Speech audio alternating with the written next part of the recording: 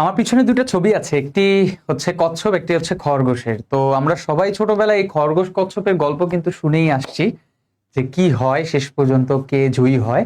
তো এই খরগোশ কচ্ছপের গল্পের মধ্যে আমাদের মানুষের মধ্যে একদল আছে যারা এই খরগোশের মতো, একদল আছে যারা হচ্ছে কচ্ছপের মতো। এইচএসসি 26 ব্যাচের শিক্ষার্থীদের মধ্যে খুবই নগণ্য পরিমাণ শিক্ষার্থী আছো যারা কচ্ছপের মতো আস্তে আস্তে পড়ে পড়ে তোমরা তোমাদের সামনের দিনগুলোর দিকে এগিয়ে যাচ্ছ। আর ম্যাক্সিমাম প্রায় 90 থেকে 95% স্টুডেন্ট আছো যারা এই খরগোশের মতো তোমরা হচ্ছে ঘুমিয়ে ঘুমিয়ে স্বপ্ন দেখছো যে চূড়ান্ত পর্যায়ে তুমি সফলতা পাবে। তো দেখো, এই গল্পটা কিন্তু গল্প না, এটা কিন্তু আসলে বাস্তব দিক। যারা এখন অনেকেই আছো বা মানে গায়ে বাতাস লাগাচ্ছ, আরে সামনে টেস্ট পরীক্ষা কোনো একটা সময় হবে, তার আগে পড়বো।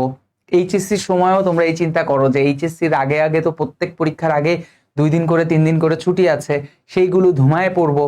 তারপর হয়তোবা এইচএসসি তে তুমি ভালো করবে, টেস্টে ভালো করবে, তারপর তারপর কিন্তু তোমার অ্যাডমিশন টেস্ট। অ্যাডমিশন টেস্ট তো তোমার এই বইগুলোর উপরই হবে, তাই না?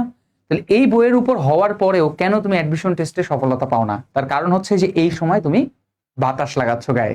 তো এই সময় থেকে যদি তুমি একটু রেগুলার একটু একটু করে পড়ো, তাহলে তোমার এইচএসসি একদিকে ভালো হবে, অ্যাডমিশনও তুমি অনেক বেশি এগিয়ে থাকবে। আর এই জন্য দরকার তোমার একটাই সলিউশন, সেটা হচ্ছে পাওয়ার প্লে।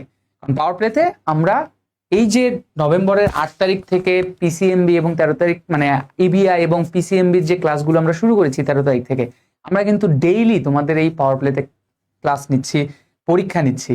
যারা রেগুলার ওই অংশগুলো পড়ে পরীক্ষা দিচ্ছে, ওই অধ্যায়গুলো কমপ্লিট করছে, সে অবশ্যই তোমার থেকে ভালো রেজাল্ট করবে, এইচএসসি তো ভালো করবে, অ্যাডমিশনও ভালো করবে। তাই জীবনে খরগোশের মতো না ঘুমিয়ে থেকে কচ্ছপের মতো একটু একটু করে আগাতে থাকো, তাহলে দেখবা তুমি সফলতা অবশ্যই পাবে, ইনশাল্লাহ।